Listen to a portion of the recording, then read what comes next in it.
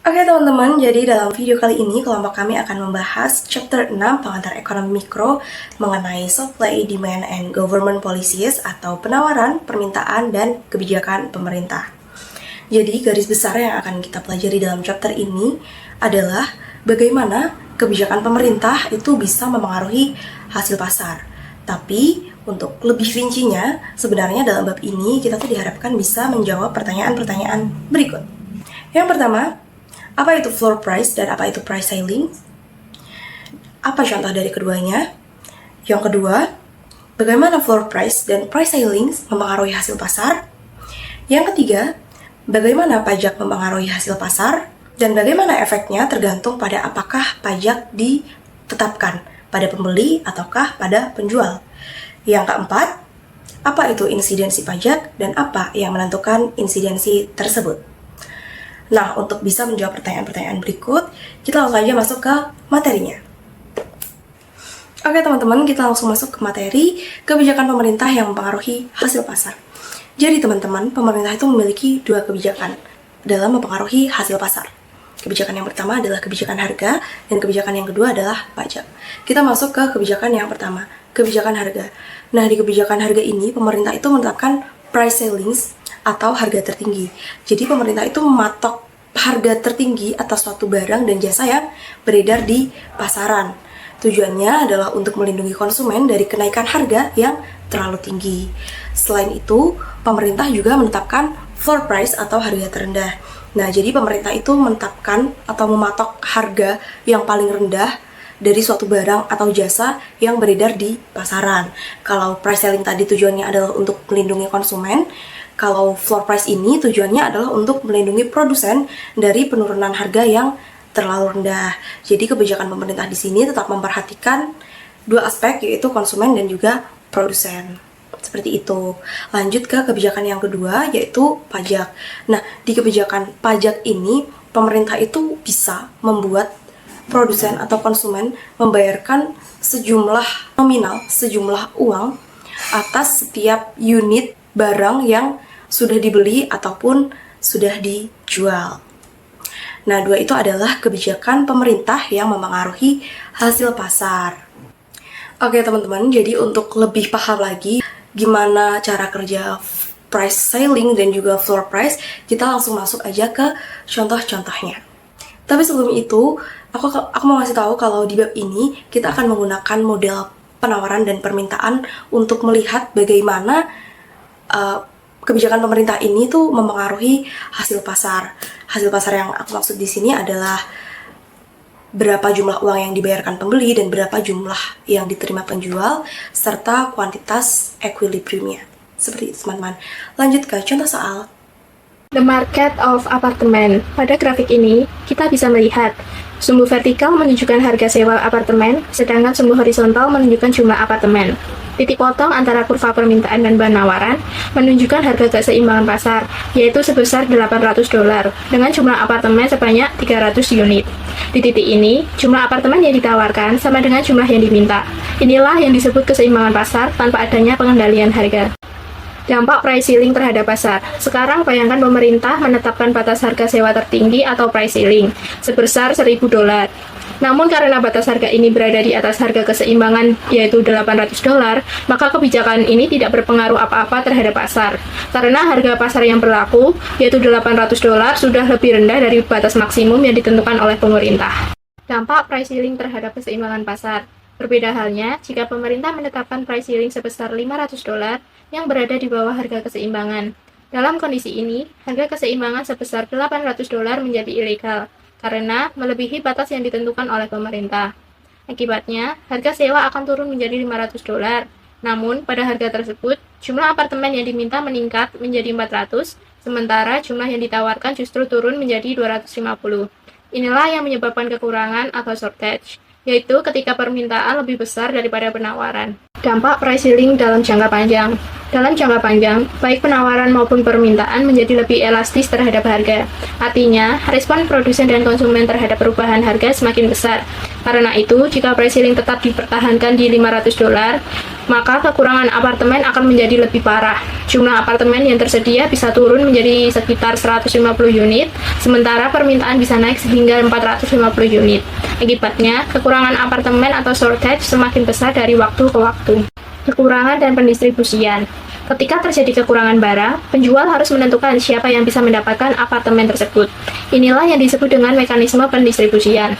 Beberapa contoh mekanismenya di antara lain, yang pertama antrian panjang, di mana pembeli harus menunggu lama untuk mendapatkannya. Yang kedua, diskriminasi oleh penjual. Misalnya penjual hanya memilih penyewa tertentu sesuai dengan profesinya. Mekanisme seperti ini sering dianggap tidak adil dan tidak efisien, karena apartemen tidak selalu diberikan kepada orang yang paling membutuhkan atau yang menghargainya paling tinggi. Sebaliknya, ketika harga diberikan menyesuaikan pasar, mekanisme pembagian menjadi lebih efisien dan adil. Karena apartemen akan disewa oleh orang yang memang paling menghargai dan mampu membayar sesuai dengan nilai pasar. Grafik ini menunjukkan pasar tenaga kerja tidak terampil. Dengan sumbu vertikal menunjukkan tingkatan upah dan sumbu horizontal menunjukkan jumlah tenaga kerja tidak terampil. Kurva S atau supply menggambarkan jumlah tenaga kerja yang bersedia bekerja pada berbagai tingkatan upah. Semakin tinggi tingkatan upah, maka semakin banyak pekerja yang ingin bekerja. Kurva D atau demand menunjukkan jumlah tenaga kerja yang diminta oleh perusahaan pada berbagai tingkatan upah. Semakin tinggi tingkatan upah, maka semakin sedikit tenaga kerja yang diminta, karena biaya tenaga kerja yang meningkat. Titik perpotongan antara supply dan demand menunjukkan keseimbangan pasar tenaga kerja. Pada titik ini, jumlah tenaga kerja yang ditawarkan sama dengan jumlah tenaga kerja yang diminta. Upah keseimbangan adalah $4 per jam dan jumlah tenaga kerja yang bekerja adalah 500 orang. Keseimbangan tanpa kontrol berarti kondisinya adalah keseimbangan tanpa adanya intervensi pemerintah, seperti upah minimum atau batasan harga. Singkatnya, grafik ini menggambarkan mekanisme pasar tenaga kerja bebas, di mana upah dan jumlah tenaga kerja ditentukan oleh interaksi antara permintaan dan penawaran tanpa campur tangan pemerintah. Grafik ini menunjukkan pasar tenaga kerja. Pada grafik ini, batas harga minimum ini ditetapkan sebesar $3. Karena price floor-nya $3 terletak di bawah tingkatan upah keseimbangan yaitu $4, maka kebijakan ini disebut dengan not binding, yaitu tidak mengikat. Artinya, kebijakan tersebut tidak berpengaruh terhadap pasar, karena upah keseimbangan alaminya yaitu $4 sudah lebih tinggi daripada batas minimum yang ditetapkan yaitu $3. Dengan demikian, pasar tetap beroperasi pada tingkatan keseimbangan semula, yaitu upah tetap $4 dan jumlah tenaga kerjanya tetap 500. Pada kasus ini, pemerintah menetapkan upah minimum sebesar $5, yang lebih tinggi dari upah keseimbangan. Karena upah keseimbangannya $4 berada di bawah batas minimumnya $5, maka keseimbangan ini tidak diperbolehkan secara hukum atau ilegal. Akibatnya terjadi kelebihan penawaran tenaga kerja. Pada upah $5, lebih banyak orang ingin bekerja, sehingga penawaran tenaga kerjanya naik ke 550. Tetapi perusahaan hanya mau memperkerjakan lebih sedikit tenaga kerja, sehingga permintaan tenaga kerjanya turun ke 400. Selisih antara 550 dan 400 ini dinamakan sebagai surplus tenaga kerja, yang disebut juga dengan pengangguran. Pada kasus ini, dapat disimpulkan bahwa penetapan upah minimum di atas harga keseimbangan menciptakan keterbatasan yang mengikat dan menyebabkan surplus tenaga kerja. Artinya, lebih banyak orang ingin bekerja daripada yang dibutuhkan perusahaan. Inilah bentuk pengangguran akibat upah minimum. Pada kasus lain, hukum upah minimum tidak mempengaruhi pekerja dengan keahlian tinggi, karena upah mereka biasanya sudah di atas batas minimum. Namun, aturan ini berdampak besar bagi pekerja muda atau tidak berpengalaman, karena mereka biasanya menerima upah lebih rendah. Studi menunjukkan bahwa kenaikan 10% dalam upah minimum dapat meningkatkan pengangguran remaja sebesar 1-3%. Mengevaluasi pengendalian harga. Kalian perlu ingat salah satu dari 10 prinsip ekonomi menyatakan bahwa pasar umumnya merupakan cara terbaik untuk mengatur kegiatan ekonomi. Harga sendiri itu adalah suatu yang memandu alokasi sumber daya masyarakat. Alokasi ini berubah ketika pembuat kebijakan membatasi harga, yaitu ketika pemerintah menetapkan harga maksimum atau minimum, kebijakan tersebut dapat mengganggu keseimbangan pasar. Meskipun tujuan pengendalian harga biasanya untuk membantu masyarakat miskin, tapi kebijakan ini tuh sering menimbulkan dampak negatif. Nah, contohnya itu, pengendalian sewa membuat harga sewa tetap rendah, tetapi mengurangi minat pemilik untuk menyediakan atau memelihara perumahan. Sementara itu, upah minimum bisa menaikkan pendapatan sebagian pekerja, namun juga dapat menyebabkan pengangguran bagi pekerja lain. Kita memasuki pembahasan pajak. Pajak itu adalah sumber utama pendapatan pemerintah. Pemerintah memungut pajak atas banyak barang dan jasa untuk mengumpulkan pendapatan yang digunakan membiayai pertahanan nasional, sekolah negeri, dan sebagainya. Pemerintah dapat mewajibkan pembeli atau penjual untuk membayar pajak tersebut. Pajak bisa berupa persentase dari harga barang atau jumlah tertentu untuk setiap unit yang dijual. Untuk mempermudah dalam pembahasan ini, kita hanya menganalisis pajak per unit. Di gambar ini terdapat contoh pasar pizza. Nah, di gambar ini, harga keseimbangannya sendiri itu adalah $10. Terus, jumlah keseimbangannya 500 pizza. Harga $10 per pizza itu adalah permintaan konsumen. Sedangkan permintaan produsen itu adalah 500 unit pizza. Dan di gambar ini adalah keseimbangan tanpa pajak. Pajak atas pembeli. Jadi pemerintah itu mengenakan biaya pajak sebesar $1,50 kepada pembeli. Jadi setiap pembeli itu membeli pizza, yaitu harus membayar harga pizza ditambah pajak sebesar $1,50. Nah, karena pajak itu harga yang harus dibayar pembelinya jadi lebih mahal. Itu menyebabkan permintaan mengurang. Dan karena permintaan mengurang itu menyebabkan kurva permintaan bergeser ke bawah sebesar $1,50 yang dari D1 ke D2. Itu membentuk titik keseimbangan yang baru di bawah kurva penawaran yang sama. Nah, untuk tetap menjual 500 pizza, harga yang harus diterima penjual harus turun menjadi $8,50 agar pembeli tetap membeli jumlah yang sama. Namun pembeli itu tetap membayar $10 karena $8,50 yaitu harga pizza yang udah diturunin dan ditambah $1,50 yaitu pajak. Nah, jadinya tuh $10. Nah, di gambar ini sebelum pajak, equilibrium berada di perpotongan antara kurva penawaran dan kurva permintaan, dan harga keseimbangan awal adalah $10 dan jumlah barang yang diperjualbelikan sebesar 500 unit. Nah, setelah terkena pajak ini membuat pembeli itu harus membayar lebih mahal, sehingga kurva permintaan bergeser ke bawah dari D1 ke D2 sejauh $1,50. Nah, titik keseimbangan baru berada di perpotongan antara kurva penawaran dan kurva permintaan. Pada keseimbangan baru, jumlah atau Q turun dari 500 menjadi 450 unit. Harga yang diterima penjual sebesar $9,50, harga yang dibayar pembeli sebesar $11. Nah, terus selisih antara harga yang dibayar pembeli dan diterima penjual sebesar $1,50, yaitu besarnya pajak. Oke, di sini ada kejadian pajak. Kejadian pajak di sini adalah pembagian beban pajak di antara para pelaku pasar, atau lebih tepatnya itu antara pembeli dan penjual. Nah, contohnya itu seperti misalkan ada suatu barang dengan equilibrium $10. Nah, karena kita ambil permisalan pajaknya adalah $1,5. Nah, di sini dibagi dengan pembelinya itu naik $1 dari harga equilibrium menjadi $11. Lalu uang yang diterima oleh penjual itu juga berkurang $0,5. Jadi $1,5 itu untuk pajak. Oke, kemudian di sini ada pajak atas penjual. Pajak atas penjual itu maksudnya adalah pajak yang ditanggung sepenuhnya oleh penjual. Nah, kita ambil permisalan seperti tadi, pajaknya tetap $1,5 per unit, dan di sini kita ngambil contoh equilibriumnya adalah $10 untuk kuantitasnya 500 mangkok bakso gitu. Nah, agar penjualnya tetap mempertahankan kuantitasnya yaitu 500 mangkok bakso, jadi dia harus menaikkan price-nya atau harganya menjadi $1,5 karena dia harus mencapai equilibriumnya yaitu $10.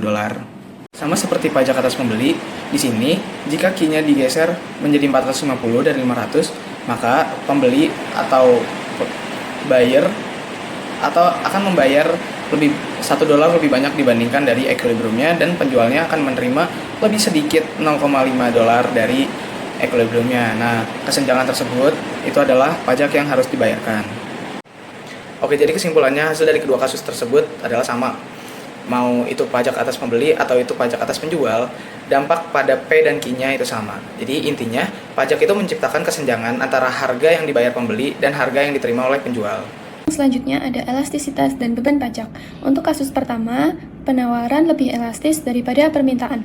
Untuk contohnya adalah rokok seharga $2 dengan pajak $1. Berikut adalah kurvanya. Harga tanpa pajak ada di angka 2 atau $2, dan P buyer ada di angka 2,8, dan P seller ada di angka 1,8. Dapat dilihat bahwa pajak yang ditanggung oleh pembeli lebih besar, yaitu $0,8, daripada pajak yang ditanggung oleh penjual, yaitu hanya $0,2. Hal ini disebabkan karena rokok akan tetap dibeli oleh perokok walaupun harganya naik maupun turun. Untuk kasus kedua, permintaan lebih elastis daripada penawaran. Contohnya adalah makanan ringan seharga $2 dengan pajak $1. Berikut adalah kurvanya. Harga tanpa pajak ada di angka 2 atau $2, P buyer ada di angka 2,2, dan P seller ada di angka 1,2. Dapat dilihat bahwa beban pajak yang ditanggung pembeli lebih sedikit, yaitu hanya $0,2 dibandingkan beban pajak yang ditanggung oleh penjual, yaitu $0,8. Hal ini disebabkan karena barang yang diperjualbelikan adalah makanan ringan, di mana pembeli memiliki banyak substitusi lain selain barang tersebut. Pada tahun 1990, Kongres mengadopsi pajak baru atas barang mewah seperti mobil mewah, kapal pesiar, maupun perhiasan.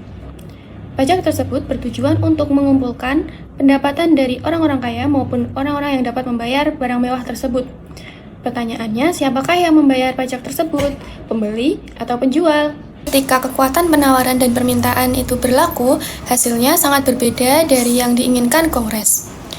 Misalnya, pasar kapal pesiar.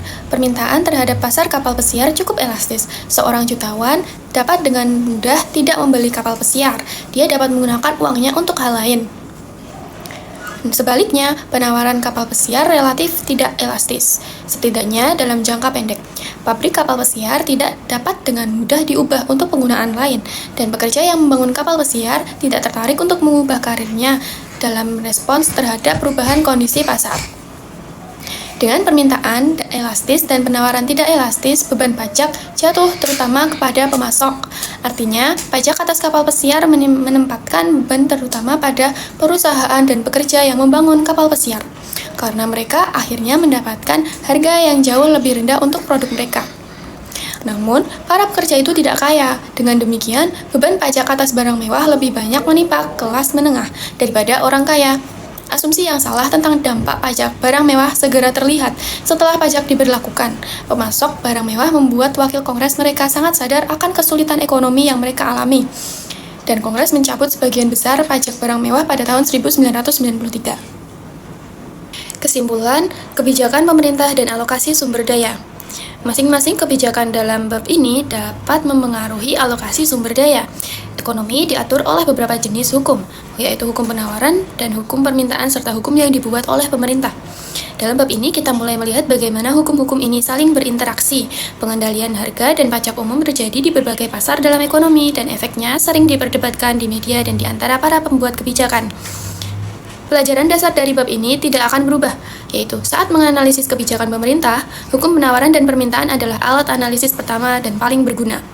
Maka penting untuk pembuat kebijakan dalam berhati-hati dalam membuat kebijakan ekonomi. Ringkasan bab, ceiling price adalah batas harga maksimum yang sah untuk suatu barang atau jasa. Contohnya adalah pengendalian sewa. Jika ceiling price berada di bawah harga keseimbangan, maka batas harga tersebut mengikat. Dan jumlah yang diminta melebihi jumlah yang ditawarkan. Karena kelangkaan yang diakibatkannya, penjual harus dengan cara tertentu menjatah barang atau jasa di antara para pembeli. Floor price adalah harga minimum yang sah untuk suatu barang atau jasa. Contohnya adalah upah minimum. Jika floor price berada di atas harga keseimbangan, maka floor price tersebut mengikat dan jumlah yang ditawarkan melebihi jumlah yang diminta.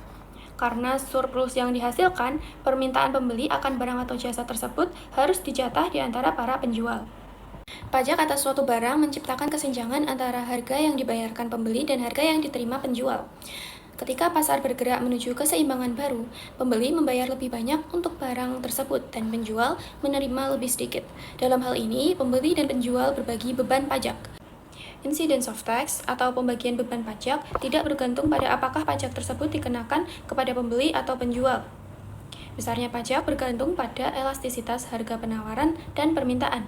Sebagian besar beban ditanggung oleh pihak pasar yang kurang elastis karena pihak pasar tersebut tidak dapat dengan mudah merespon pajak dengan mengubah jumlah barang yang dibeli atau dijual.